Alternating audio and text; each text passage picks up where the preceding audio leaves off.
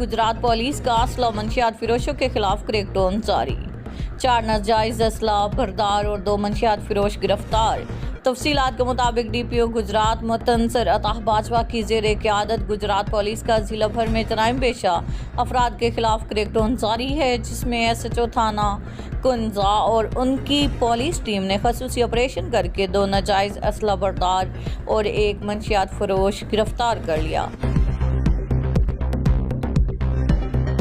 DPO Gujarat मुतनसर अता बाजवा की PFUJ की सहाफ़ी बिरादरी के साथ तारफ़ी मीटिंग। डीपीओ मुतनसर अता बाजवा ने डीपीओ कम्प्लेक्स में PFUJ सहाफ़ी बिरादरी के साथ तारफ़ी मीटिंग की, जिसमें इलेक्ट्रॉनिक मीडिया और नेशनल लोकल अखबारात के नुमाइंदे और सीनियर सहाफ़ियों ने शिरकत की। मुताबिक टीचिंग अस्पताल के गायनी वार्ड के सामने छत पर बिजली की तारों को आग लगी हुई है। कोई इंतजामिया की तरफ से मौके पर नहीं पहुंचा।